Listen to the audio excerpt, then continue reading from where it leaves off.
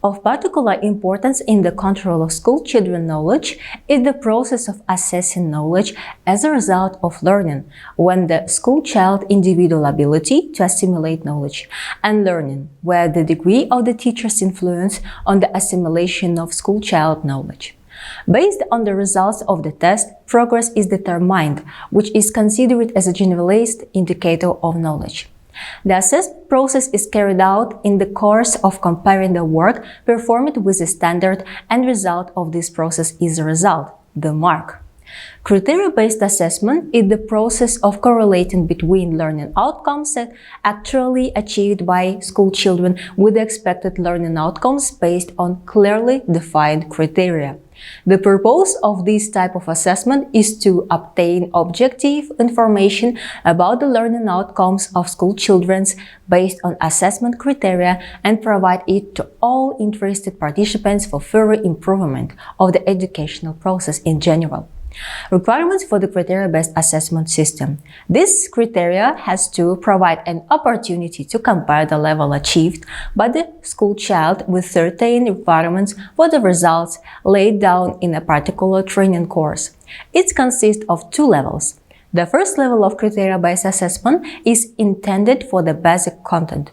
The second level for the advanced or pre-profile and profile level of the subject content.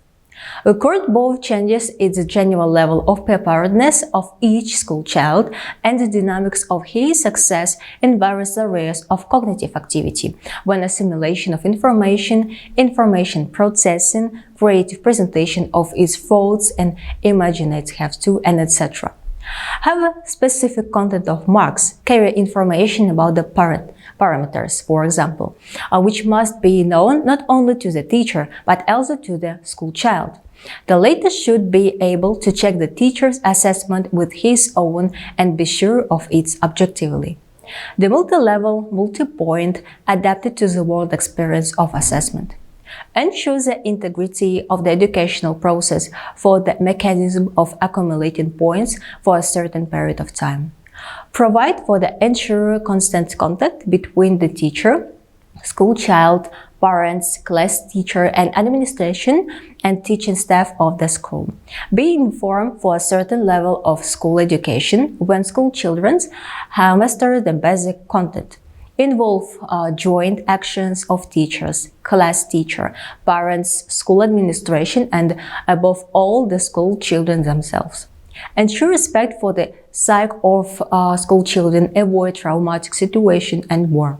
The content of the criteria-based assessment is determined by standards, processes, tools, and assessment results.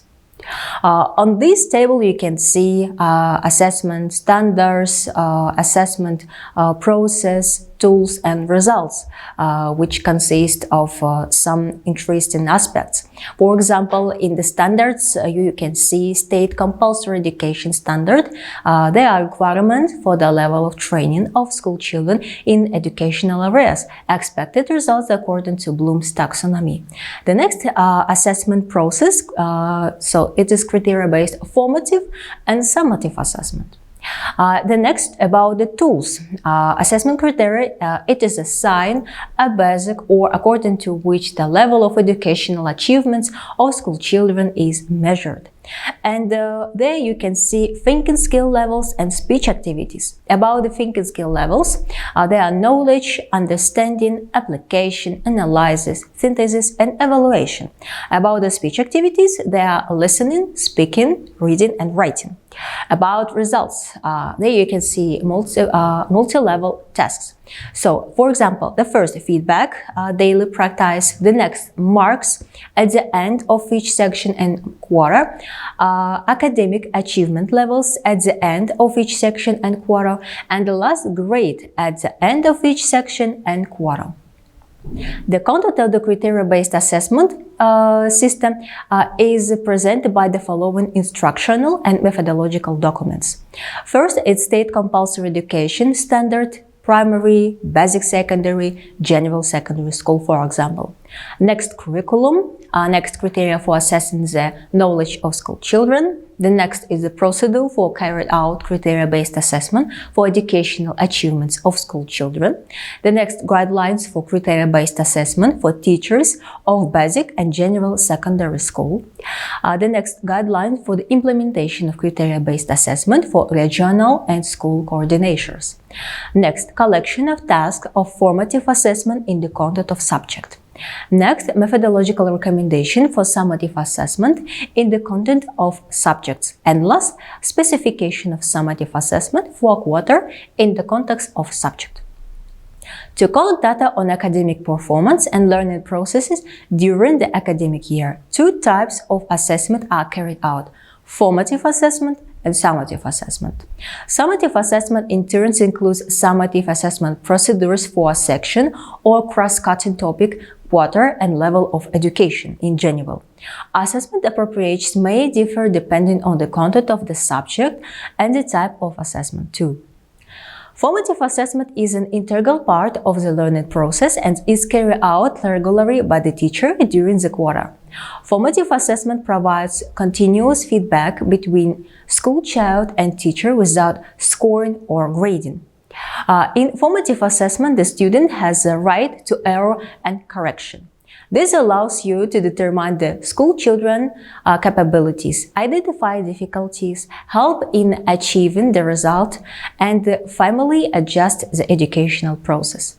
Summative assessment is carried out to provide teachers, school children, and parents with information about the progress of school children upon completion of section or cross-cutting topics of curricula and a certain study period, quarter, trimester, academic year, secondary education level, with the assignment of points and grades. This allows you to determine and fix the level of mastering the content of curriculum for a certain period. Effective formative and summative assessment allows you as a teacher to see how the achievements of school children correspond to the set learning goals. The results of formative and summative assessment are used by teachers to plan the educational process, reflect and improve their own teaching practice. Formative assessment focuses on providing feedback when learners perform specific tasks or activities in the lesson. The process of summative assessment for a section or cross-cutting topic allows you to identify the level of accumulated knowledge and skills of school children upon completion of a specific section or cross-cutting topic. The purpose of this type of assessment is to timely identify and fill gaps in the topic of section or cross-cutting topic.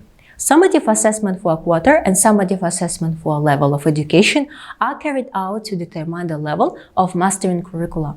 The content of the summative assessment for the quarter and for the level of education will include a representative sample of expected learning outcomes.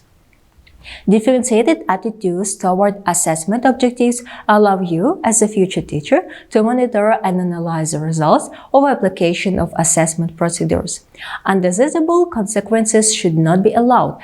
For example, assessment should not lead to the instilling of inadequate learning habits, such as memorization of material without understanding and application.